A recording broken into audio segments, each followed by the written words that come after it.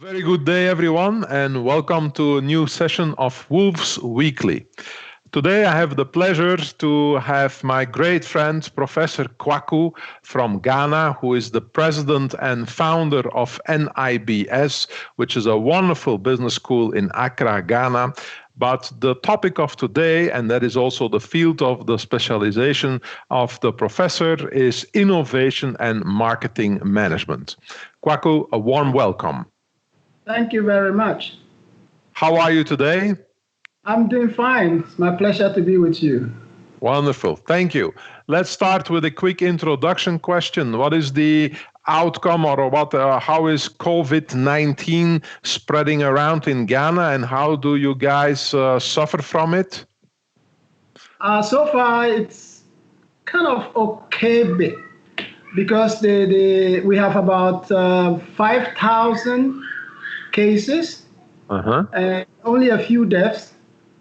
The problem is that it's now still on the increasing trend. Although we had a lockdown and we decided to lift it after 3 weeks, but still the infection rate is increasing. But the government thinks that they have got a hand on it because they've got a very strong detection and tracing system. So far, so good. That's good. That's good news. Now, the topic of today is innovation, which is your area of specialization. Now, a lot of businesses around the world, especially small and medium-sized companies, they suffer from it. So how should they prepare for the new normal? I think that's a very interesting question that has been engaging the attention of a lot of executives in Africa, particularly. We recently had a seminar on this issue.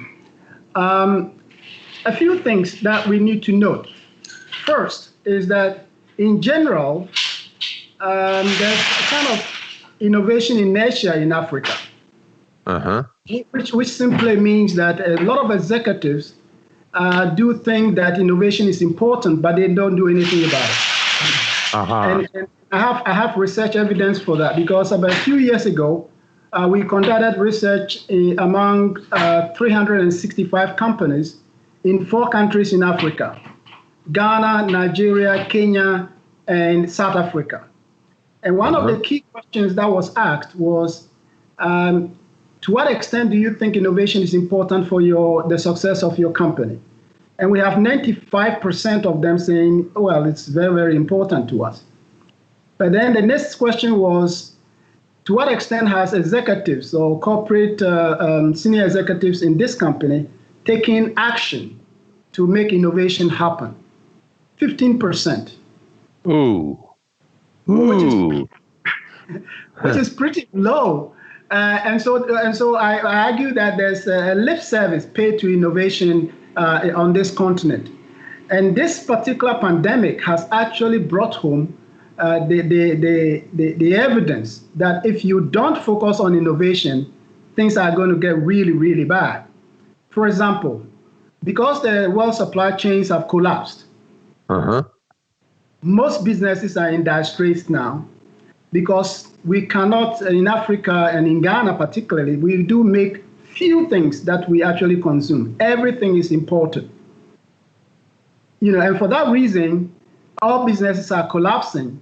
So it provides us with an opportunity to really see innovation as what it should be seen, right? So during this pandemic, I think people are now waking up to the idea that as executives, we have to really consciously develop the innovation mindset with our organizations. And then going forward, I'm hoping that that kind of mindset will be implemented or instituted as an organizational mindset rather than individual mindset.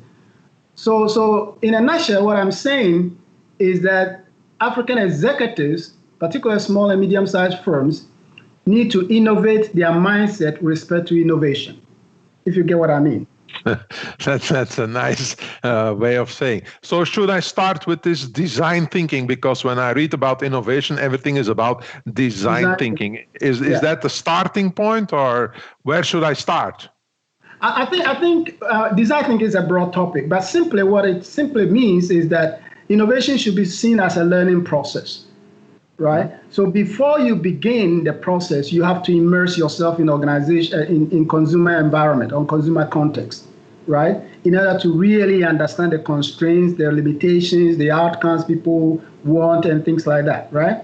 Before you then start the ideation process, right? Because typically, most organizations do this back to front, right?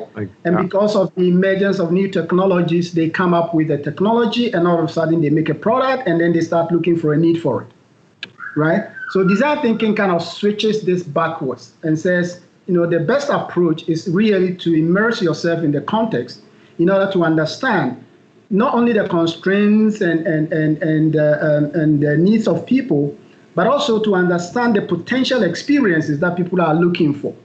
So I call this more like what I call this is outcome-based innovation, meaning that you have to look at innovation from the outcomes people are looking for before you start the process. And then you go to ideation, then you go to design and other things, and then the solution is provided. So that's in a nutshell what it is. Okay. But the key point is that during this process, particularly people in Africa or companies in Africa, we don't only have to focus on the traditional thinking of how to do this, but we have to question the traditional assumptions under this. For example, a lot of organizations start design thinking with the main idea or the main purpose of creating a high quality product. Yeah. Right? And the basic assumption there, the basic traditional assumption is that every customer wants a high quality product, a product that's error free, reliable, things like that. And then when I speak to executives in Africa, I tell them, well, is this correct? Most of them will say, yes, it's correct. In fact, the survey that we did suggests that over 90% agree with the assumption that everybody wants a high quality product. So then I asked the question, why do people buy second-hand cars from Europe? Why exactly. do people buy second-hand clothing? Uh-huh. So you need to start to question, particularly when we don't have the technologies and other things to make high-quality products, you need to question the assumption that everybody needs this. So what is happening to me is that people have to change that mindset, right? So that they'll start to think, if somebody hasn't got anything, then something is better than nothing, right? Correct. Absolutely. So in Africa, we import everything. And now people are making their masks and everything from home and all that because there's no supply. So this is teaching us, to me, reinforcing the idea that we really need not to just take traditional assumptions, particularly without technology, without the infrastructure and everything. We need to change and start thinking in new ways of providing for our people without having to spend too much money and too much equipment, too much capital.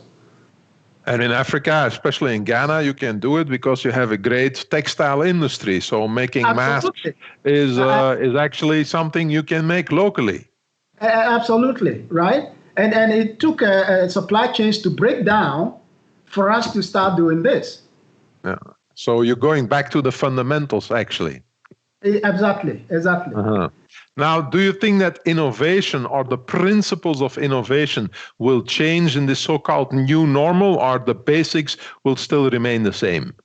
I think the basics will still remain the same in the sense that in the end, what you want to do with innovation is to provide for the outcomes people are looking for. That will never change, I think. Uh-huh. But I think what is going to change is the approach that we use. For example, currently the typical idea of innovation is that you look at it from three angles, right? First, you look at it from providing for people the outcomes that people need, right? Yeah. And secondly, you look at it from a process perspective. That means you have to set up specific processes and all that to make sure that the outcome is achieved. And thirdly, you look at it from a cultural perspective, that the whole organization must have this mindset of innovating for customers and all that. But I think, again, this is just a thinking that what is going to happen is that people have to add to these three principles or these three basics the idea of organizational health innovation. Uh-huh. And what I mean by that is that, in all the literature, in all the research that I've seen, everything is about providing for the customer's needs in terms of, what they will consume, what they will wear, what they will do this, right? But there's nothing really critically imparted in that process about health. So I'm thinking of organizational health here. Yeah. How do you design innovation processes that actually ensure that in the end, the organization is not just profitable, but the organization is healthy, right? And secondly, how do you design innovation processes that ensure that the organization employees and the outcome customers that are going to utilize your products are also healthy, right? And I think these are going to be fundamental to the success of organizations. For example, people are fearful going to shops now, right? Correct. Yeah. Everybody's fearful going to hotels, sitting in Taking a trunk. taxi. Taking a taxi. Taking a taxi, right? Yeah. So if you're an organization dealing with this, how do you design your environment to ensure that people feel comfortable being in there, right? So to me, the idea of competing on time well spent, which simply means that when people come into contact with the organization, they want to see that the time they spend is actually fruitful, right? Now we have to add to that healthy. Okay. Right? Health becomes a competitive advantage or disadvantage. Absolutely. So to me, that is one potential emerging a trend because of this pandemic. All right. Professor Kwaku, it's always a great pleasure talking to you. Unfortunately, we don't have more time, but I thank you so much for sharing your innovative thoughts with you. And as we say here, stay safe and stay healthy. Thank you for having me. Thank you very much. Thank you. Bye-bye. Bye-bye.